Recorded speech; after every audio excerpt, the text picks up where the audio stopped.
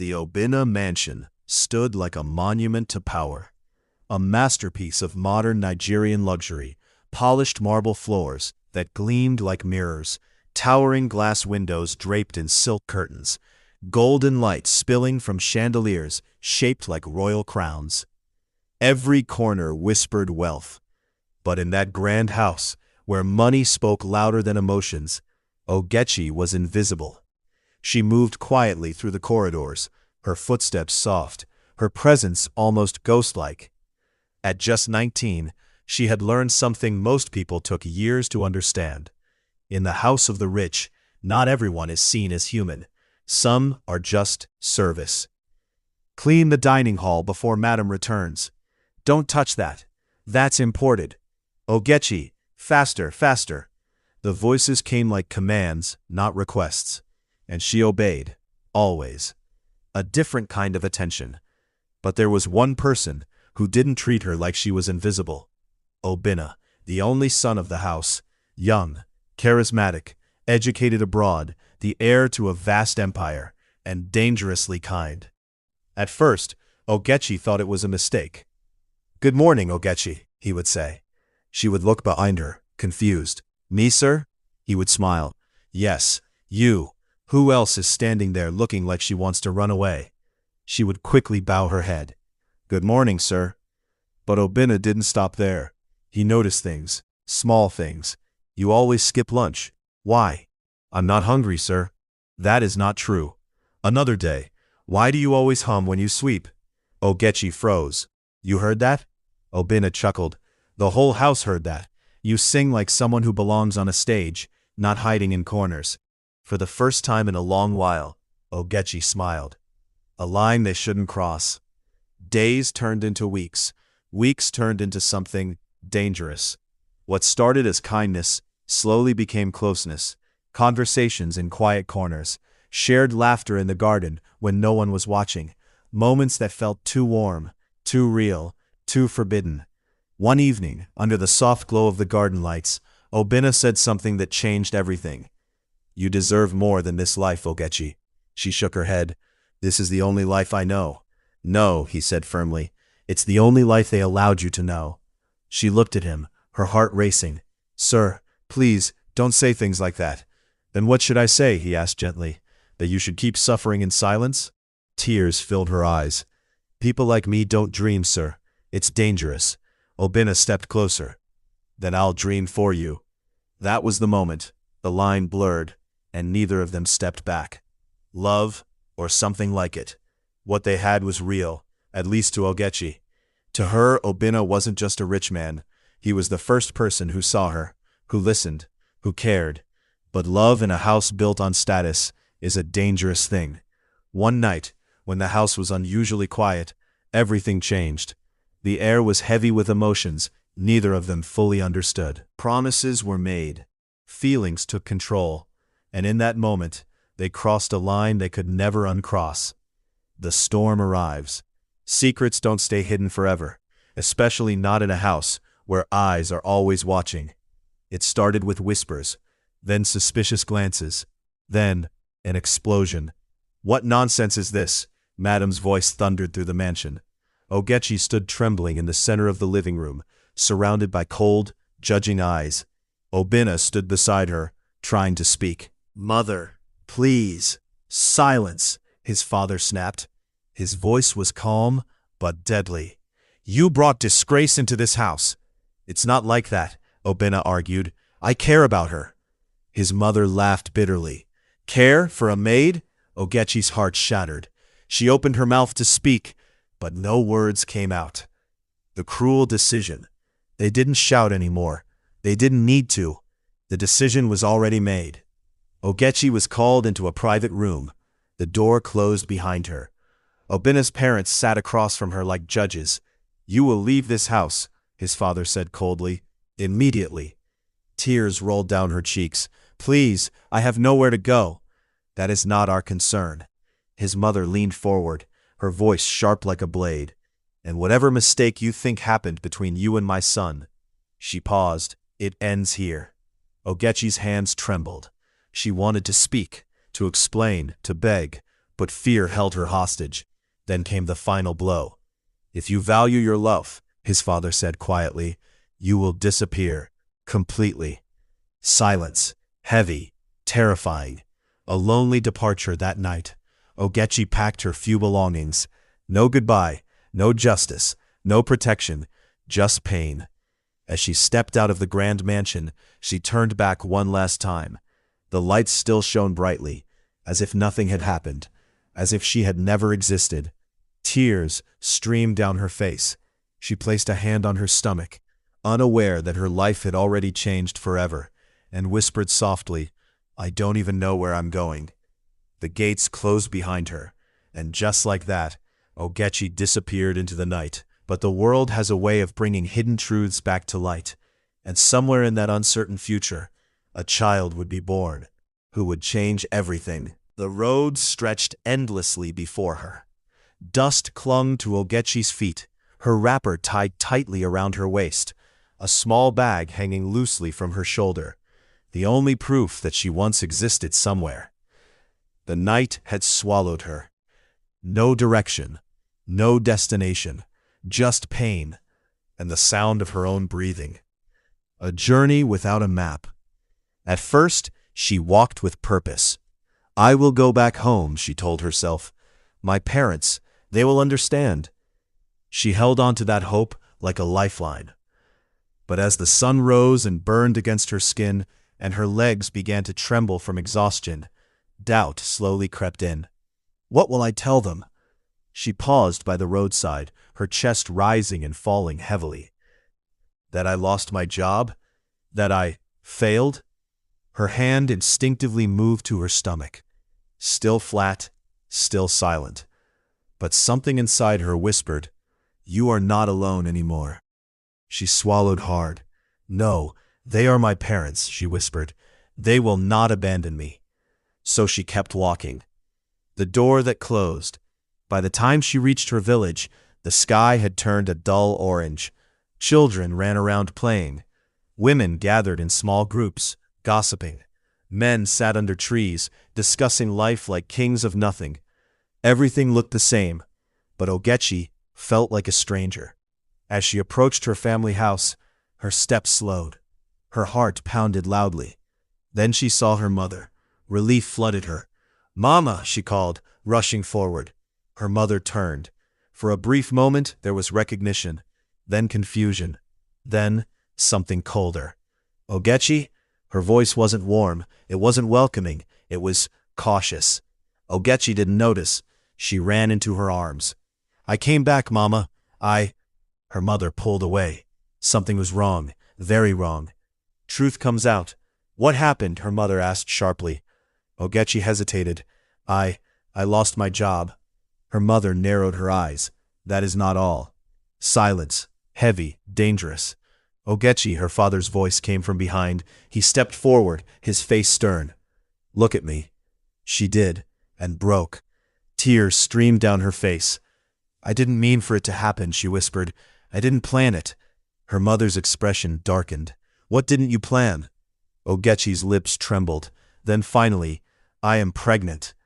Judgment without mercy. The words dropped like thunder. Silence filled the compound.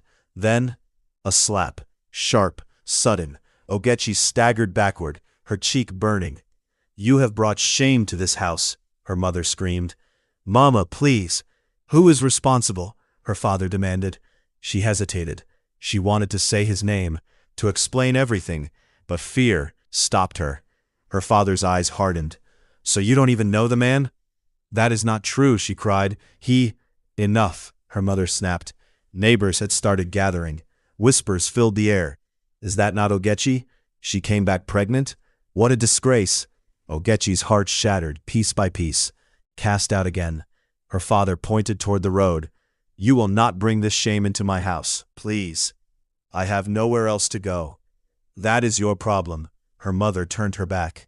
"We raised you better than this." Tears flowed endlessly. "I am still your daughter." Her father's voice was cold. "Not anymore." Those words cut deeper than any blade. Into the unknown. Before she knew it, her small bag was thrown outside.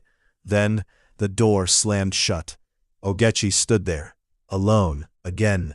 Her legs felt weak, her body heavy, her soul empty.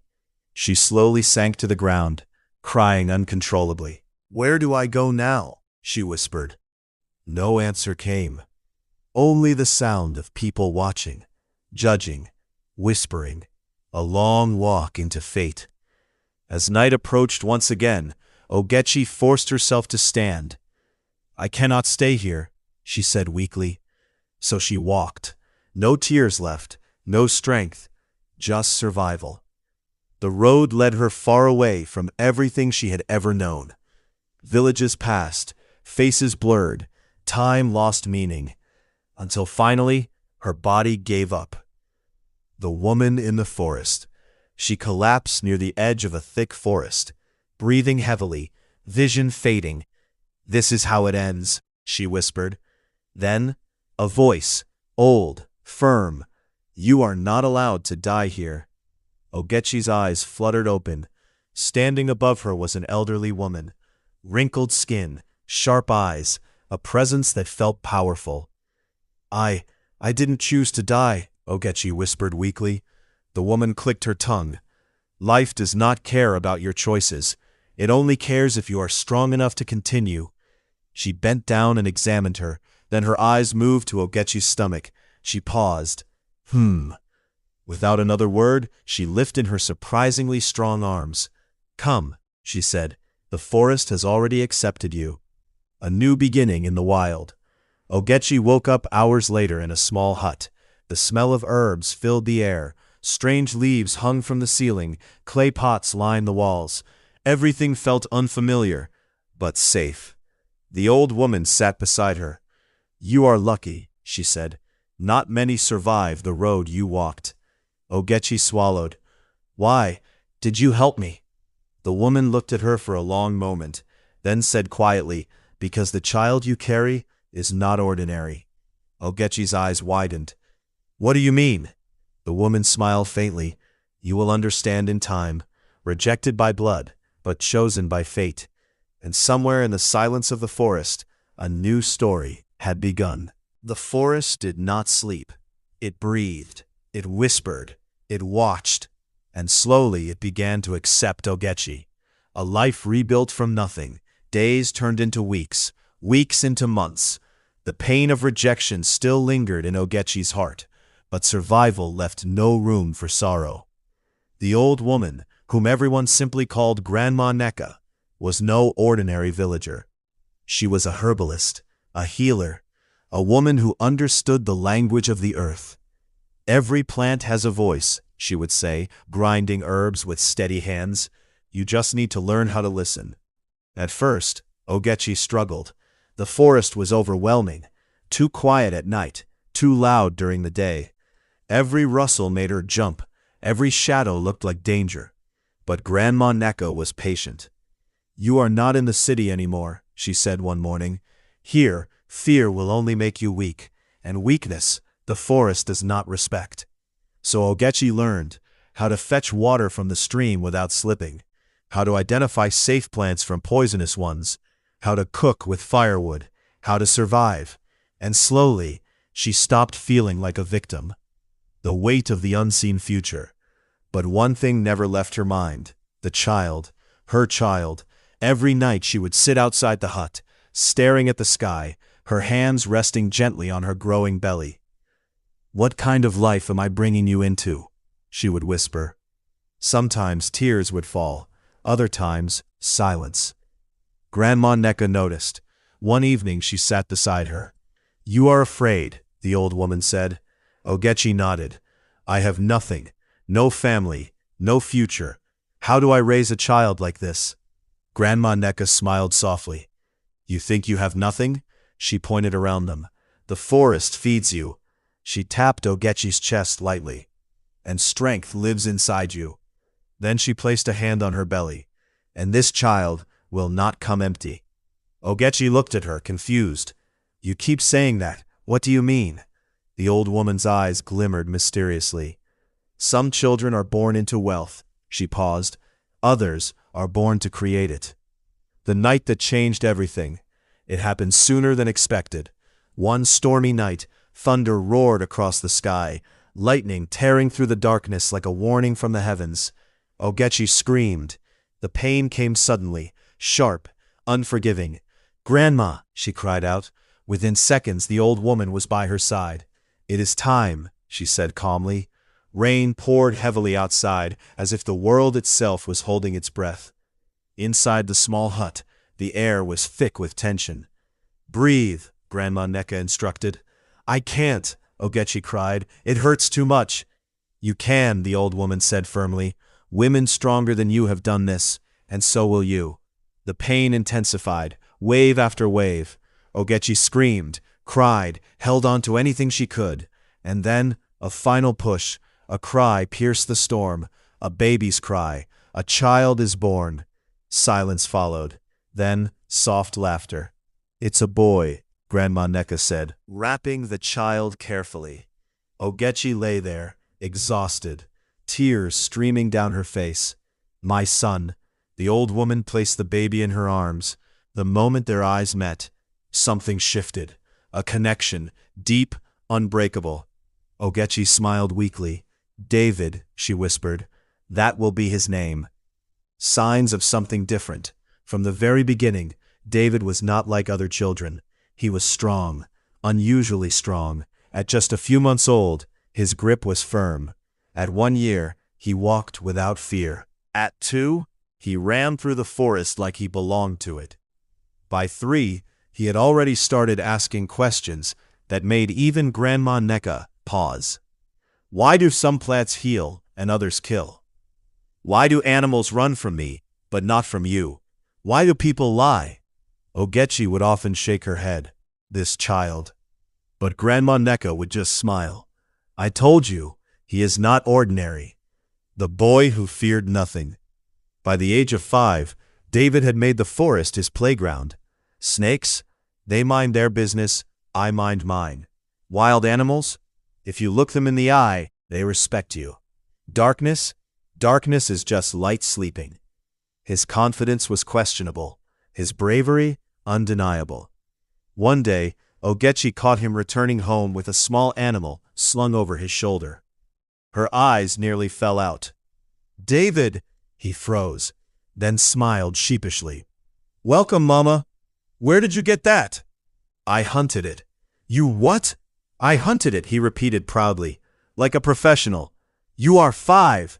He shrugged. "I am a talented 5. Grandma's lessons. Instead of scolding him harshly, Grandma Neka took a different approach. She began to train him, not just to survive, but to understand. "You must never kill without reason," she told him. David nodded. "What is the reason? To eat, to protect, to survive." He thought for a moment. "Not for showing off?" She gave him a look. "Especially not for showing off." David scratched his head. "Okay, small showing off is allowed?" "No." "All right, no showing off." He still showed off. A bond like no other. Despite his wild nature, David was deeply attached to his mother. Every night he would lie beside her, asking endless questions. "Mama, where is my father?" The question always came, and every time Ogechi's heart tightened. "He is far away," she would say softly. "Will he come back?" She would hesitate, then smile faintly. "Maybe one day." David would nod, satisfied. "Okay, when he comes, I will test him." "Test him?" "Yes, to make sure he's strong enough to be my father." Ogechi couldn't help but laugh. The calm before destiny. Years passed. David grew stronger, smarter, bolder. By 7, he was already hunting alone, against his mother's wishes. "I am not a baby," he would argue. "I know the forest." And truth be told, the forest seemed to know him too. But neither Ogechi nor Grandma Neka knew that destiny was already moving. Quietly, slowly, and very soon, the boy who belonged to the forest would meet the man who belonged to his blood. In the heart of the wild, a legend was growing, unaware that fate was already drawing the lines for a meeting that would change everything. The morning began like every other, but the forest knew something David did not. Today was different. A hunter sets out. David stood outside the hut, adjusting his tiny bow across his shoulder like a soldier preparing for war. "I feel it," he said seriously. Ogechi raised an eyebrow. "You feel what?" "Today is a great hunting day." She folded her arms. "Yesterday you said the same thing." "Yes," David replied confidently, "but today is greater." From behind them, Grandma Neka chuckled softly. "Just remember what I told you." David nodded quickly. "Don't fight what you don't understand. Don't chase what is not yours. And don't run if I can win." Grandma narrowed her eyes. "That is not what I said." David grinned. "I summarized it." Ogechi sighed. "This boy will give me early gray hair." Into the wild, the forest welcomed him like an old friend. Sunlight filtered through the trees. Birds sang above. Leaves crunched beneath his feet. David moved carefully, eyes sharp, ears alert. Every sound meant something. Every movement told a story. He crouched low, spotting movement ahead. A small animal. He held his breath, aimed, released. "Thwip, ha," he whispered excitedly. "Another victory for the legend." He ran forward, picked up his catch, and nodded proudly. "If this continues, I may need assistance. Something feels wrong." But as he continued walking, the forest changed. The birds went quiet. The wind slowed. Even the trees seemed still. David stopped. His brows furrowed. This place is too quiet. He looked around carefully. "Forest, are you angry with me?" he whispered. No answer. Just silence. He tightened his grip on his bow. Then he saw it. The man in the bush, a figure, lying still. Not an animal, not a hunter, a man. David froze instantly. His heart began to race. "Eh?" He took a step back. "In this bush, we don't have humans lying down like forgotten yams." He squinted. "What if it is a trap?" He looked around. Nothing. What if it is a spirit pretending to be human? He gasped. That one is advanced level problem. For a moment, he seriously considered running. In fact, he turned, took 2 steps, then stopped. He sighed dramatically. If I run, and it is a real person, and he dies, he turned back slowly. Grandma will say I failed my training. He shook his head. I cannot disgrace my ancestors like that. Courage over fear. Grabbing a stick, he approached cautiously, step by step, his voice trembling slightly. "Hello, Mr. Human. If you are alive, please blink." No response. He moved closer, closer, until he was standing right beside the man. The man looked terrible, clothes torn, body bruised, face covered in dirt. David swallowed hard. This one has suffered. He knelt down slowly, then leaned closer. He placed his ear near the man's chest. Thump, thump, slow but steady. David's eyes widened. He is alive. Then panic kicked in. Okay, what did Grandma say? He stood up quickly, pacing. Think, David, think. Then it hit him. The forest provides. He dashed into the bushes, scanning plants quickly. This one? No, that one is for stomach running. Ah, he plucked a few leaves and rushed back. Please don't die before I come back, he muttered. He crushed the leaves in his hands, squeezing out the scent, then carefully placed them near the man's nose. He leaned in close, watching, waiting. Nothing. David frowned. Eh? Don't tell me I used the wrong one. Sir, if you die now, it will spoil my confidence. Suddenly, ha-choo! The man sneezed violently. David screamed and jumped backward. Jesus, he has returned. Life returns, the man groaned, slowly opening his eyes. Confused, weak, disoriented. Where am I? He whispered. David stood proudly, hands on his waist. You are in the bush, and you are lucky. The man blinked. Lucky? Yes, David said confidently, because I am the one that found you. A faint smile appeared on the man's face. You saved me? David puffed his chest. Yes, if not for me, by now, you would be discussing serious matters with your ancestors. The man let out a weak laugh. What is your name? David straightened. David, professional hunter, Part-time rescuer, full-time legend. The man chuckled. I'm Obina. The name meant nothing to David, but something in the air shifted. A fragile journey begins. David quickly fetched water from a nearby stream. Drink small, he instructed. You are not strong yet. Obina obeyed, drinking slowly. Strength returned little by little. Can you take me somewhere safe? He asked. David nodded. Yes, my house is not far. He paused. Actually, it is far for you, but for me, it is nearby. Obina smiled faintly. With you, I think I'll survive. David grinned. Of course, you are under professional care. Fate takes a step forward, with David supporting him. Step by step, they began their journey through the forest. Unknown to both of them, this was not just a rescue. It was destiny. A father being led home by his own son. Neither of them aware that the truth waiting ahead would change everything. The forest had done its part. Now fate would take over, and the reunion no one expected was only moments away. The journey back felt longer than usual. Not because the path had changed, but because this time David was not alone. A slow walk through fate. Careful, David said, holding Obina's arm like a tiny bodyguard. Step here. Not there. That place is slippery. Last time I fell, I embarrassed myself. Obina chuckled weakly. You seem very experienced. David nodded proudly. I have fallen many times. That is how professionals learn. Despite his condition, Obina couldn't help but smile. There was something about this boy. His confidence, his humor, his strange sense of responsibility, it felt familiar. The questions begin. As they walked, David glanced at him repeatedly. Then finally, So, who are you really? Obina blinked. I told you, my name is Obina. David shook his head. That is your name. I am asking identity. Obina raised an eyebrow. Identity? Yes, David said seriously. Are you a hunter, a farmer, a lost rich man, or someone that made bad decisions? Obina laughed softly, then winced in pain. I run a business. David's eyes widened. A businessman? Yes, David nodded slowly. That explains why you were lying down helpless. Business people don't know how to survive in the bush.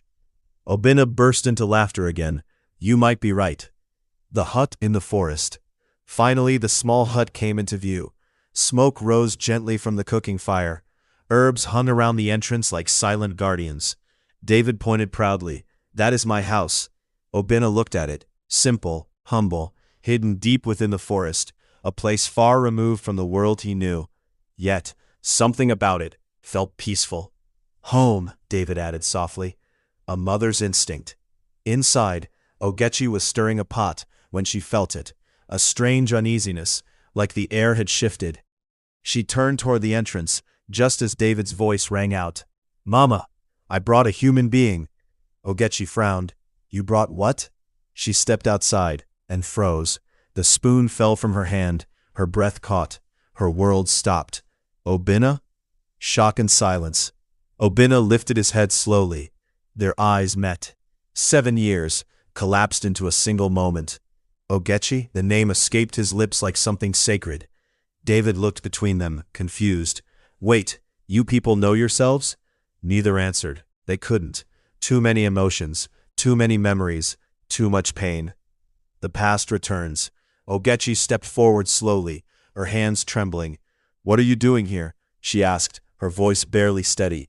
Obina tried to stand, but stumbled slightly. I was kidnapped, he explained. A planned attack. They took me, but I escaped. I've been running in the forest for 3 days. I collapsed. He turned toward David. This boy saved my life. Ogechi's eyes filled with tears. She shook her head gently. No, her voice broke. Your son saved you. The truth unveiled, the words hit like thunder. Obina froze. My son? He looked at David, really looked at him this time. The stubborn confidence, the familiar spark. David blinked, then pointed at himself. Me? He looked at Ogechi, then back at Obina, then back at himself again. Wait, let me understand. He took a deep breath. You mean this man is my father? Silence. Ogechi nodded slowly. Yes. David staggered back dramatically. He held his head. So, all this time, I have been suffering in the bush, and you were somewhere being rich. Even in the tension, Grandma Neka, who had quietly appeared, laughed. A father's regret. Obina's eyes filled with tears. I didn't know, he said softly. I swear, I didn't know. He looked at Ogechi. I searched for you. My parents, they forced you out. I had no power then. His voice broke. I failed you. Ogechi looked at him for a long moment. The pain was still there, but so was something else. Understanding. We both suffered, she said quietly. Grandma speaks wisdom. Grandma Neka stepped forward. Blame will not solve anything, she said firmly. What matters is what you do now. She looked at Obina carefully. You have been given a second chance. Not many people receive that. Obina nodded slowly. I won't waste it. Danger still lurks. The old woman's expression grew serious. The men who kidnapped you, she said, do you think they have stopped searching? Obina's face hardened. No, they won't. Then you cannot stay here, she replied. She walked to the back of the hut and pointed toward a narrow hidden path. There is a secret route through the forest. It leads to the main road to the city. David's eyes lit up. Secret path? Grandma, you never showed me this one. She gave him a look. You were not ready. David folded his arms. I am always ready. No, she said calmly. You are always talking. A new journey begins. Ogechi packed quickly. This time, she wasn't running away. She was moving forward. David stood outside, looking between the forest and his parents. So, we are going to the city, he asked. Obina nodded. Yes. David grinned. Good. He dropped his bow on the ground. I retire. Ogechi frowned. You just started. Yes, he said proudly, but now that I am the son of a rich man, I must upgrade my lifestyle. Obina laughed. For now, let's just focus on getting home. The walk toward a new life. As they stepped onto the hidden path, the forest seemed to watch them go, silent, knowing. The place that had raised David was now releasing him, not as a boy of the wild, but as something more. A son, a legacy, a story waiting to unfold. What was lost had been found. What was broken had begun to heal. But ahead lay a world far more dangerous than the forest. The city appeared like a dream. Tall buildings of glass and steel rose into the sky like giants competing for attention. Cars moved like restless rivers below. Lights flickered even in daylight, as if the city was too proud to ever sleep. David pressed his face against the car window. He murmured. This place is suspicious. Ogechi turned to him. Suspicious? Yes, David said seriously. No trees, too much metal, and everybody is moving like they are late for something they don't understand. Obina smiled faintly from the front seat. Welcome to Lagos. Life never slows down here. David frowned. So people suffer, but in a fast way? Obina coughed. Not exactly. David nodded. I will observe more. Arrival at the mansion. When the car finally stopped, David went silent. Even Ogechi paused. Before them stood a mansion that looked less like a house and more like a statement. White marble gates opened automatically. A long driveway led to a building designed with modern Nigerian luxury. Glass walls, gold-trimmed edges, water fountains that shimmered like crystal sculptures. The structure looked like wealth had taken physical form. David stepped out slowly. He squinted. This is not house. Obina raised an eyebrow. It's my home. David nodded firmly. No, this is headquarters. Even the guards at the gates struggled not to laugh. A world too big. Inside, everything felt unreal. Soft lighting reflected off polished floors. Expensive paintings lined the walls. A chandelier hung like a frozen galaxy. David walked slowly, touching nothing but looking at everything. Careful, Ogechi whispered. David nodded. I am being careful. With my eyes. He stopped suddenly. What is this? He pointed at a large sofa. That, Obina said, is a couch. David nodded. I like it. It looks like it can swallow stress. He immediately sat down, then leaned back dramatically. Yes, I understand rich people now. The servants' silence. As they moved deeper into the house, staff members lined up respectfully, but their eyes kept drifting to Ogechi and David. Whispers began softly. That must be him, the woman from years ago, and the child. David noticed. He leaned toward Ogechi. Mama, why are they looking at us like we are news? Ogechi hesitated. Because they don't know us. David nodded. Good. I also don't know myself in this place yet. Obina's confession. Later that evening, Obina called them into the main living room. The atmosphere was quieter now. He looked exhausted, not from the forest anymore, but from memory. I need to explain something, he said. Ogechi sat down slowly. David immediately stretched on the sofa.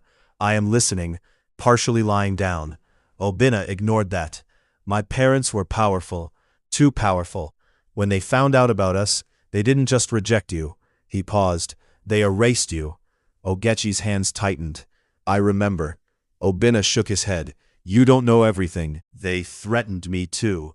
Controlled my movements. Took my phone. Sent me abroad immediately after you left. Ogechi's eyes darkened. So you never came looking? Obina's voice broke. I tried, but I was watched every step. I had no freedom. Silence fell, heavy. Then David raised his hand. Yes, question. Obina blinked. Yes, David? David sat up. So, rich people can be controlled like children? Obina sighed. Yes, sometimes. David nodded thoughtfully. Dangerous system. A boy in a new world. That night, David wandered around the mansion alone. The house was too big, too quiet, too polished. He found himself in a hallway lined with family portraits. One caught his attention. A younger Obina, smiling, powerful, standing beside older, stern-looking people. David stared at it for a long time. Then he pointed. So this is the man I saved. He nodded slowly. Destiny is very dramatic. The first night in luxury. In the guest room, David lay on a bed so large he could roll 3 times without reaching the edge. He stared at the ceiling. Too soft, he muttered. He sat up. This is how people lose survival skills. Ogechi, sitting nearby, smiled faintly. You should rest. David shook his head. I am resting, but emotionally confused. She sighed. You will adjust. David looked at her. Mama. Yes? Am I still a forest boy or a city boy now? She hesitated, then softly said, You are both. David nodded slowly. Good. I will collect both upgrades.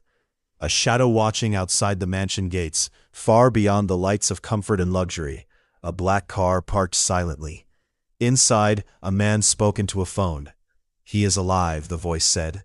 A pause. Yes, Obina has returned. Another pause, and the boy is with him. The voice on the other end went silent, then coldly said, Find them. The call ended. The car remained still, watching, waiting. In a house built on wealth, a truth long buried had returned. And somewhere in the shadows, danger was already moving closer. The mansion was quiet that night. Too quiet. Even the city outside seemed to hold its breath, as if waiting for something inevitable. Inside the Obina estate, the past had finally caught up with the present. The warning that came too late. Obina stood by the glass window of his office, staring at the city lights. Behind him, security reports lay scattered on the table. His phone buzzed again. Unknown number. He didn't need to answer to know what it meant.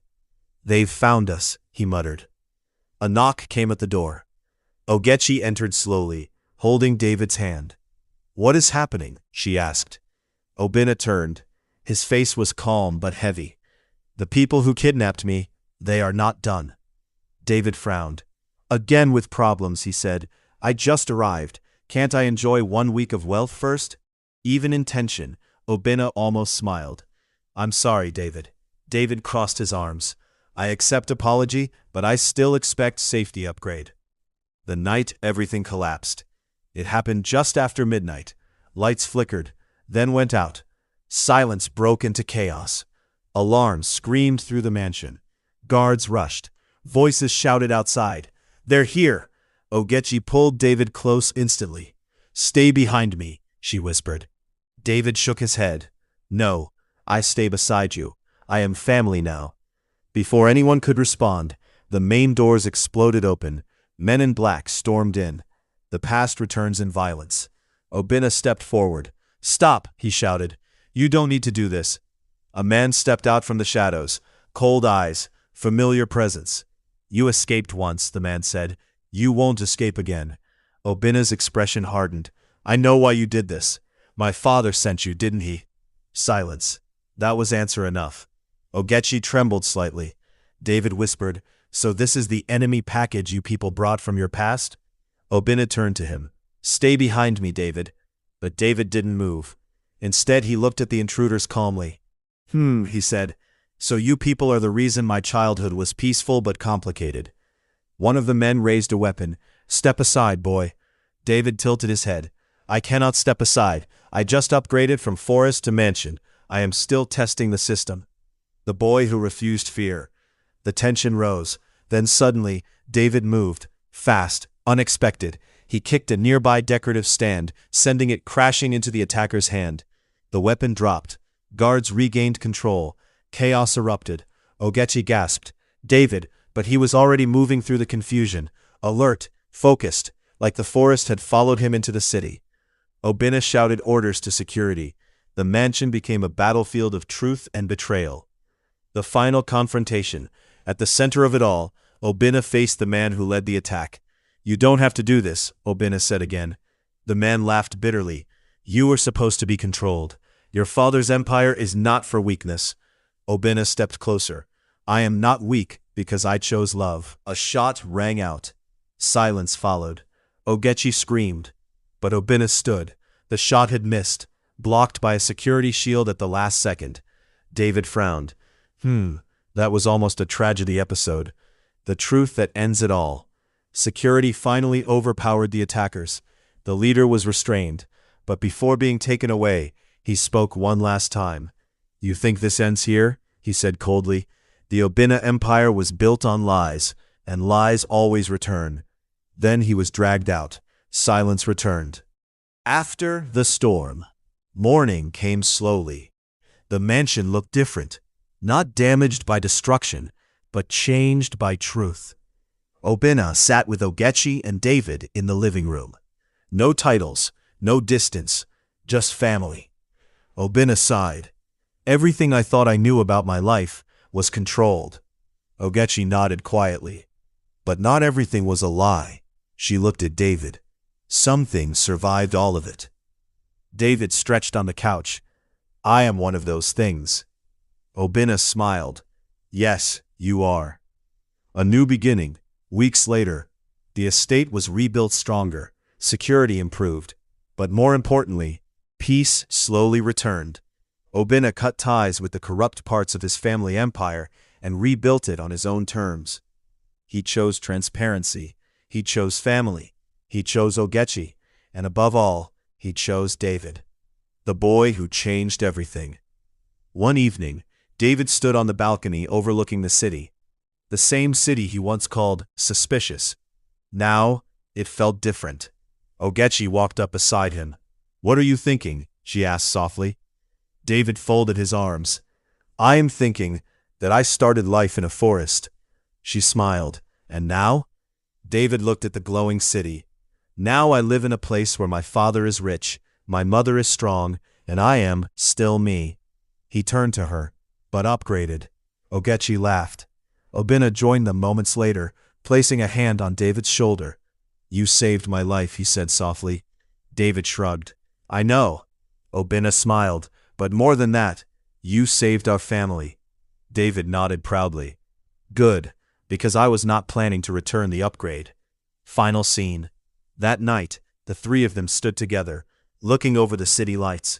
Not as strangers, not as broken pieces of the past, but as something rebuilt, something stronger, something chosen.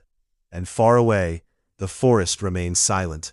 as if it too was satisfied, because it had raised a boy, who saved a man, who rebuilt a family, and changed a destiny that was never meant to end in silence.